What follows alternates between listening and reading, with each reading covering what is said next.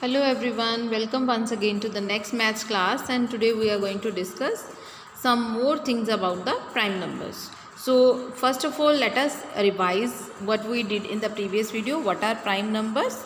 Prime numbers are the numbers which have only two factors, means 1 and itself. कोई भी number जैसे 3 है, 3 के only two factors हैं, 1 तो सभी का factors होता है as we know, and the number itself. So 3 is a prime number. Same way we have so many prime numbers between 1 to 100. These are important क्योंकि उससे बड़े जो हैं आपको अभी तक ज़रूरत नहीं पड़ेगी. ठीक है.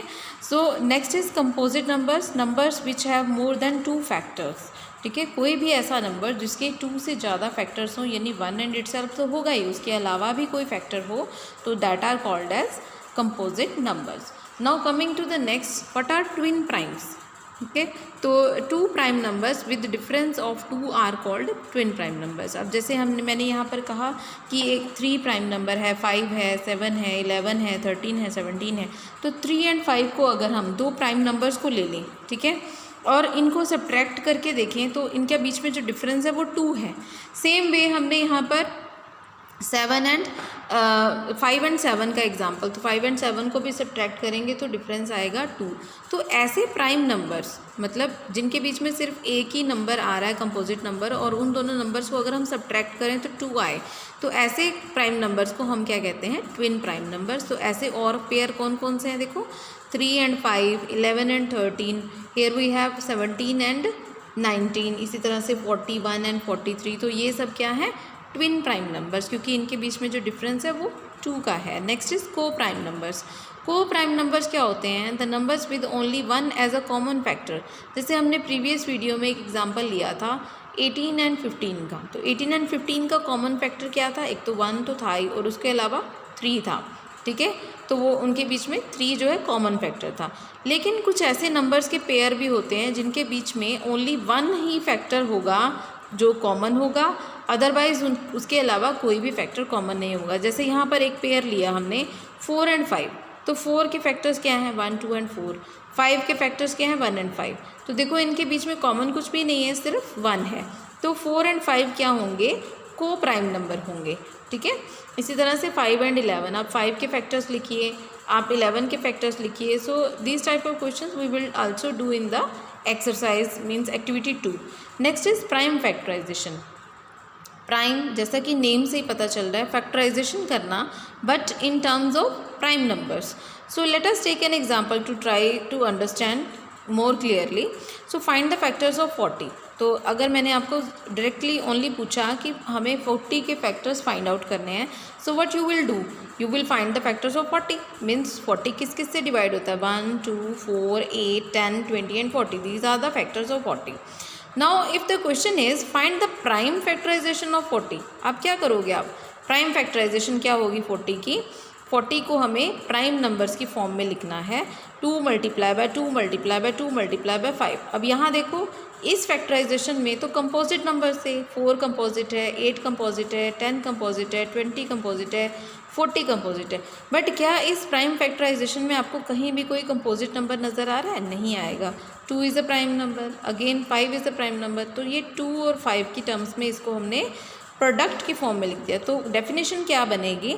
When a number is expressed as product of its prime numbers, then we will say it is a prime factorization. जब किसी नंबर को प्राइम नंबर्स की, प्राइम फैक्टर्स के प्रोडक्ट की फॉर्म में लिख दिया जाए तो वो क्या कहलाएगा? उस नंबर की प्राइम फैक्टराइजेशन.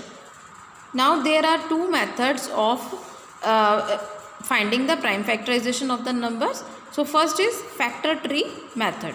तो फैक्टर ट्री मेथड क्या है? तो जैसे हमने यहाँ पर एग्जांपल लिया, फाइंड द फैक्टर्स ऑफ 54. तो 54 को हमने इस तरह से सर्कल में पुट अप कर देना, and then 54 is an even number. तो ये 2 से डिविजिबल है, तो 2 से डिवाइड किया जब हमने 54 को, तो हमारे पास आया 27.